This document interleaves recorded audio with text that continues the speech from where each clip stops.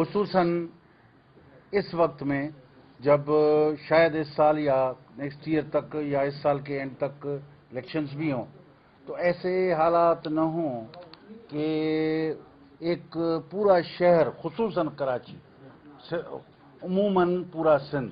लेकिन खुसूसन कराची पूरा एक वेपनाइज्ड किया हुआ है कि इस सियासी सिस्टम में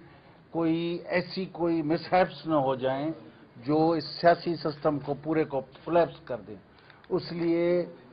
ये ज़रूरी समझा गया, चूँकि हम पहले भी सुप्रीम कोर्ट में गए थे इसी सिलसिले में कि भाई कराची को जब तक आप डीवेपनाइज नहीं करोगे तो यहाँ पे सियासी सिस्टम ही नहीं बहाल हो सकता। तो हम समझते हैं कि जो आफाक अहमद साहब लाए हैं वो भी ये इस राय पे हैं, इत्फाक करते हैं कि जी हम डीवेपनाइजेशन ऑफ कराची चाहते हैं बिफोर द इलेक्शंस। यही हमारा भी नुक्ता है। ज़्यादा खुद रोशनी डालेंगे, मेहरबानी आपको। मैं शाह साहब के पास हाजिर हुआ था शाह साहब को रिक्वेस्ट करने के लिए कि कराची में जिस तरह असले की भरमार है और जिस तरह कराची अमलन हॉस्टेज है, तो ऐसी सूरत में ज़ाहिर है इलेक्शन का फेयर होना या इलेक्शन का बेहतर अंदाज में होना मुमकिन नहीं है। तो और कराची के अंदर जो इस असले की भरमार की वजह से गुंडागर्दी, दहशतगर्दी है, भत्ताखोरी है, कत्ल हैं, सियासी मुखालिफिन के कत्ल हैं, तो इन तमाम मामलात को सामने रखकर हमने शाह साहब से रिक्वेस्ट की थी कि हम सब मिलकर जो कराची के अंदर स्टेक होल्डर्स हैं, जो सिंध के अंदर स्टेक होल्डर्स हैं, वो कराची को प्रायोरिटी की बुनियाद के ऊपर डीवेपनाइज करने के लिए जॉइंट एफर्ट्स करें। एक नुक्ते पर हम सब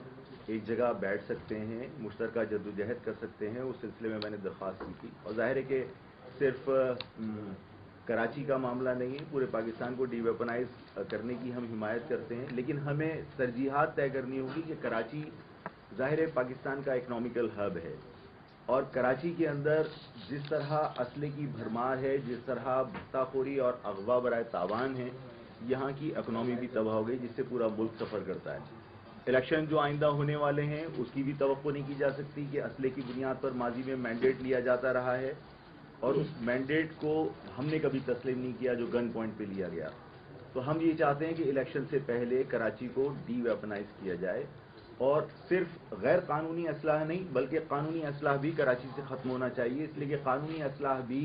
गैर कानूनी तरीके से लोगों को दिया गया, सियासी बुनियाद पर, कोटे की बुनियाद पर दिया गया और उस मयार का ख्याल नहीं रखा गया जो मयार आपके कानून के मुताबिक होना चाहिए था। कोटा दे दिया गया और वो जराइम पेशा अफराद को लाइसेंस जारी किए गए जो आज कत्ल, दहशतगर्दी और भत्ताखोरी के लिए इस्तेमाल हो रहे हैं, जिसकी वजह से हम समझते हैं कि कानूनी और गैर कानूनी दोनों असलाह खत्म होना चाहिए कराची से। कराची को डीवेपनाइज होना चाहिए, आर्म्स फ्री सिटी होना चाहिए ताकि यहाँ लोग आज़ादी के साथ अपना हक़ रायदही इस्तेमाल कर सकें। और जो सनतें असलहे की वजह से, भत्ताखोरी की वजह से कराची से शिफ्ट हो रही हैं वो पूरे सिंध का नुकसान है, इसलिए कि पूरे पाकिस्तान से और सिंध से यहाँ लोग रोज़गार के लिए आते हैं, यहाँ की इंडस्ट्रीज शिफ्ट हो रही हैं श्रीलंका और बांग्लादेश। इसी तरह फॉरेन इन्वेस्टमेंट जो यहाँ आनी चाहिए थी वो स्टॉप हो चुकी है। इस सारी सूरत हाल में हम बहुत ज़रूरी समझते हैं कि कराची को डीवेपनाइज किया जाए। उस सिलसिले में मैंने शाह साहब से रिक्वेस्ट की और मैं शाह साहब का बड़ा मशकूर हूँ कि शाह साहब ने मेरे इस मौक़िफ़ की हिमायत की और इंशाअल्लाह ताला हम शाह साहब से दोबारा भी मिलेंगे और मिलते रहेंगे, इसलिए कि शाह साहब का हमारा मिलना इसलिए भी ज़रूरी है कि सिंधी और महाजिरों में जो दूरियां अगर कहीं थोड़ी बहुत नज़र आती हैं वो ख़त्म हो। इस सिंध के अंदर महाजिर ने, सिंधी ने मिलकर रहना है, भाइयों की तरह रहना है और